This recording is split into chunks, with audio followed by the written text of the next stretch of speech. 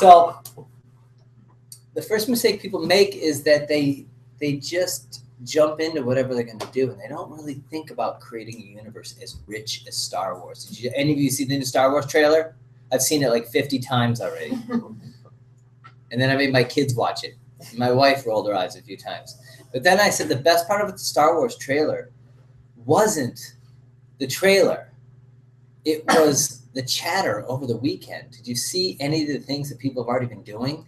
That there was the trailer, and then people are analyzing the new lightsaber. Have you heard about the new lightsaber? It's got 2 little beams that shoot out, and nerds everywhere were arguing over whether or not that was. And people were quoting obscure Star Wars wiki articles from 15 years ago saying in the Corinthian universe that dilithium crystal actually could generate that beam, and it's okay for the Jedi. And they're arguing about shit that's totally fictional. That's the dream of every company, is that people talk about your brand and your product as if it was like a George Lucas product. And look at this. And George Lucas himself came back and made episode 1, 2, and 3, which were horrible. And if any of you have not seen that, it's because your parents or your uncles that are nerds didn't want you to see it. But that universe is so strong that people are believing again. Even oldies like me are like, oh my God, maybe Star Wars could actually be great again. That's the goal of really every company.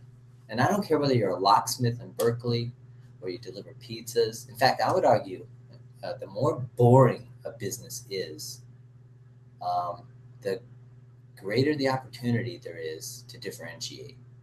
The reason I dropped out of art school is because it was intimidating as hell. Every day I went to school there, and they were creative and brilliant and beautiful and interesting. And I'm a middle-class kid that I wasn't a jock. I wasn't a total nerd. I was kind of like, I hung around with everybody.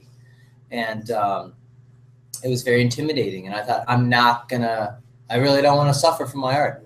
Don't want to smell bad. So not sure I'm really going to make it as an artist. And I'm really good at business. I'm really good at solving problems and creating systems. But I really wish I was a bohemian, but I'm not. So I left. So I don't really kind of fit in anywhere. But what was the point of that? The point was that if you go into businesses that look sexy or interesting, all the smart, beautiful people go into that business, like music or fashion or film. But the world is populated mainly by boring ass, ugly, humdrum businesses that have no competition, no sophistication, no design sense, no humanities background, no love of the arts, no character universes. So what if you took the ideas that you see like in a Star Wars universe? Anybody hear about the Tarantino? Ever see anybody fans of Quentin Tarantino?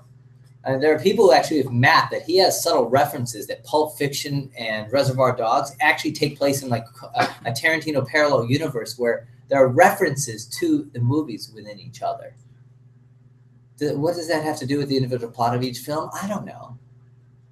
But what I do know is that people, the more shit is made in factories far away, the more people crave story and passion. They want to know a company has a point of view. And the more boring your business is, landscaping, whatever, gravel pit digging, I mean, you can do both. There's what you charge, but then there's how you do your business. Anyway, the best thing ever to happen to me is I had no money when I started my company. I did this for a few months in '94, and I was like, people keep thinking I fix medical devices. And 2, it's a really bad logo. It's just bad. He has a wrench in his left hand and like a red cross, get it? I'm a man.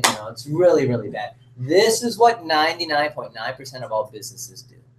So in terms of like entrepreneurship, I mean, whatever it is you're going to do, a product or service, you got to give it a name and you have to stand out. But I'm going to argue that this universe doesn't exist just for the cosmetic layer that the public sees. I think the most important aspect you'll do really is the systems you build for the employees the culture. I heard a phrase that culture is what happens when the CEO's out of the room or the leaders are out of the room. I absolutely believe that. Or, what do they say? Culture eats strategy for breakfast. So that's why I'm spending a lot of time like on this. So I knew it was bad. I listened to my gut. And that's another thing I did take from art school is that, you wrote that paper. I'm like a total procrastinator and I do my best work at 4 a.m. on the day something to do. And, like I would get comments from teachers saying, you're so economical with your language. You really got to the point fast.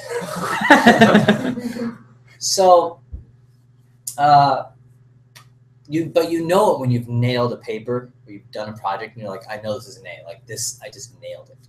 And then you know when you've compromised. And that is so important to develop. And everybody has it. It's like a muscle. And it's so important to listen to that because each of you has great taste at something. And that's usually the key. If you think about it, there are themes that go back to childhood, what you love to play, what the kind of stuff you made, what you got energy from, what classes you're taking now. There's a theme there. And the more you listen to that, the better you get at tuning that note. And then you can hear that note and you can sometimes see what other people can't see.